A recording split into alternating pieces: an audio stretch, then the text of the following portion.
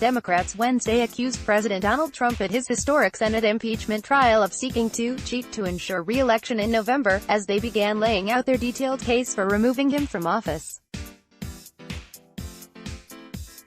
Adam Schiff, head of the House of Representatives prosecution team, took to the Senate floor to deliver hours of methodical arguments to a hushed chamber that was hearing only the third-ever impeachment trial of a U.S. president. The Democratic lawmaker described how Trump solicited foreign interference in U.S. elections, abusing the powers of his office to seek help from abroad to improve his re-election prospects at home. Senate Majority Leader Mitch McConnell expects the House to send the articles of impeachment against Trump to the upper chamber on Wednesday. Photo, AFP, Mandel none, and when he was caught, he used the powers of that office to obstruct the investigation into his own misconduct, said Schiff, who headed the probe that led to Trump's December 18 impeachment by the Democratic-controlled House.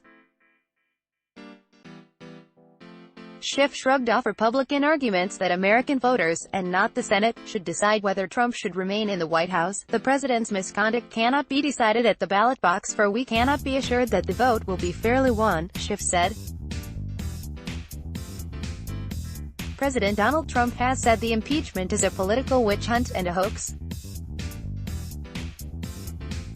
Photo, AFP, Saul Loeb. Trump stands accused of withholding military aid from Ukraine to pressure his Ukrainian counterpart to announce an investigation into Democrat Joe Biden, his potential election rival, in November.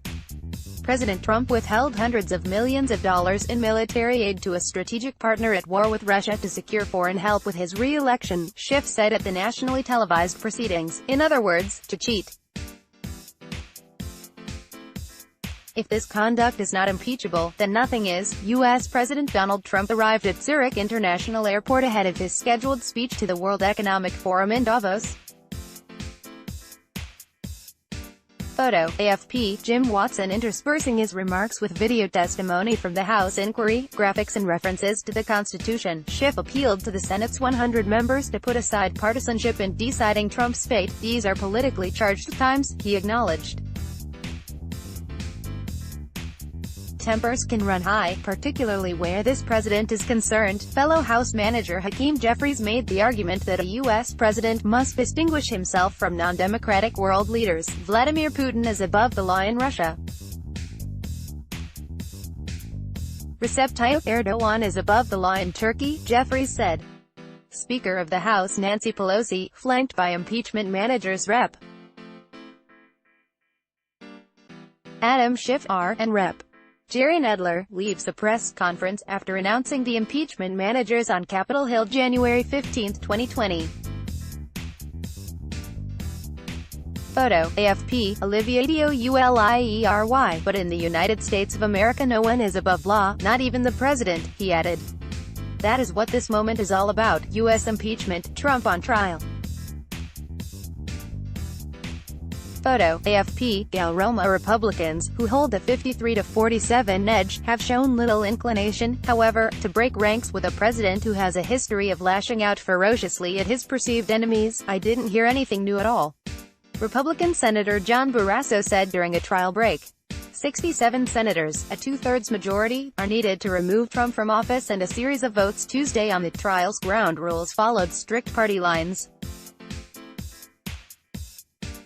Democratic prosecutor accuses Senate chief of rigging Trump trial.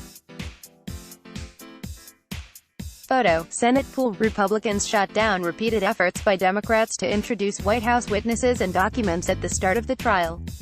Trump blasted the proceedings as a witch hunt and a hoax, and said he expected the Senate to clear him fairly quickly. The president defended the Republicans' rejection of Democratic efforts to force former National Security Advisor John Bolton and others to testify at his trial, saying of Bolton, for example, that it would present a national security problem. Trump then went on a Twitter tear, firing off a record number of tweets and retweets in a single day of his presidency, 150 as of 8:30 p.m. with reports swirling that some Democrats were mulling pushing for Biden or his son Hunter, who served on the board of a Ukrainian energy company when his father was vice president, to testify in exchange for key administration officials being called as witnesses. The top Democrat waved it off. Witness trade is off the table, Senate Minority Leader Chuck Schumer said. House impeachment managers have 24 hours over 3 days to make their case that Trump is guilty of abuse of power and obstruction of Congress. White House lawyers then have 24 hours to present their defense. Senators will then have an opportunity to ask written questions to be read out aloud by U.S. Supreme Court Chief Justice John Roberts, who is presiding over the trial. Roberts' role is mostly ceremonial, but he did warn both sides during heated exchanges Tuesday to watch their decorum. Those addressing the Senate should remember where they are, Roberts said. Trump's personal attorney, Jay Sekulow, said the White House will challenge aggressively the case that they're putting forward. There's a lot of things to rebut and we'll do it in an orderly and systematic fashion, he told CNN. The next few days are likely to be an endurance test for senators, 14 of whom are 75 or older. Senators are barred from having electronics at their desks, and they have been spending their time chatting quietly or scribbling on notepads when not listening intently. The 4 Democratic senators seeking to challenge Trump for the White House have been forced to take time off from campaigning ahead of the first state vote to choose their party's nominee in Iowa on February 3. Copyright AFP. All rights reserved. Let's block ads. Why?